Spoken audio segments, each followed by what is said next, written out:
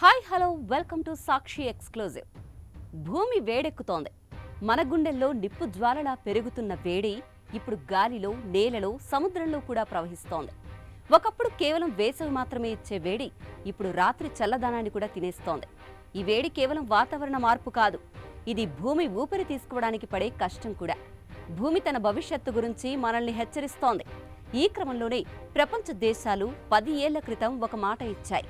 అది ప్యారిస్ ఒప్పందం. ఈ ఒప్పందం భూమి తాపాన్ని తగ్గించేందుకు ఒక వాగ్దానం, ఒక ప్రతిజ్ఞ. కానీ ప్రతి సంవత్సరం గాలి మరింత వేడెక్కుతోంది. భూమి మరింత నిస్సహాయంగా మారిపోతోంది.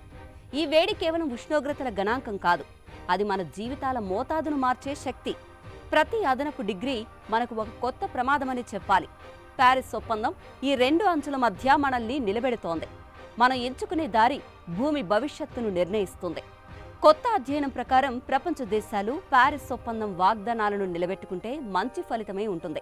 అలా జరిగితే ప్రపంచం మొత్తం సంవత్సరానికి 57 రోజుల అధిక వేడి నుంచి విముక్తి పొందగలదు. ఇండియా విషయంలో ఈ మార్పు మరింత స్పష్టంగా కనిపిస్తోంది. భారత్ ప్రతి సంవత్సరం 30 అత్యధిక వేడి రోజుల నుంచి ఉపశమనం పొందుతోంది. ఈ మార్పు మన ఆరోగ్యానికి, మన ఆహార భద్రతకు, మన జల వనరులకు జీవం పోసే అవకాశం కలిగిస్తుంది. కానీ ఇది కేవలం అవకాశం మాత్రమే. ఆచరణలోకి మారాలి అంటే దేశాలు వేగంగా కదలాలి. ఈ మార్పు కేవలం ఇండియాకు మాత్రమే పరిమితం కాదు. మెక్సికోలో 77 రోజులు, బ్రెజిల్లో 69 రోజులు, ఈజిప్ట్లో 36 రోజులు, అమెరికాలో 30 రోజులు, బ్రిటన్లో 29 రోజుల పాటు వేడి తగ్గే అవకాశం ఉంది. ఇది చాలా మంచి విషయమనే చెప్పాలి. కానీ ఇక్కడే ఒక ట్విస్ట్ కూడా ఉంది.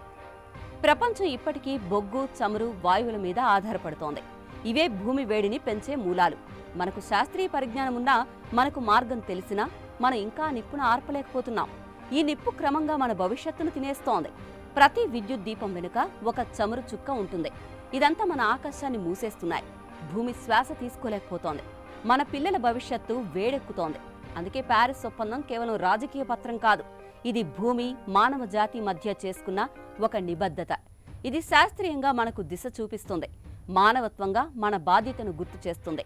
దేశాలు ఉద్గారాలను తగ్గించాలి, శుభ్రమైన శక్తిని స్వీకరించాలి, సహజ వనరులను కాపాడాలి. అభివృద్ధి చెందిన దేశాలు ముందుకు వచ్చి వేగంగా మార్పు తేవాలి. ఎందుకంటే ఎక్కువ నష్టానికి వారే కారణమయ్యారు.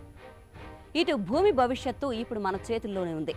ప్రతి డిగ్రీ తేడా, ప్రతిరోజు తేడా మన జీవనాన్ని మార్చేయగలదు.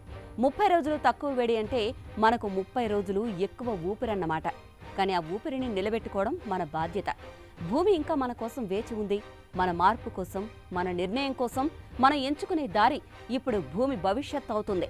ఈ విషయాన్ని మర్చిపోకండి. This is అర్నా signing off.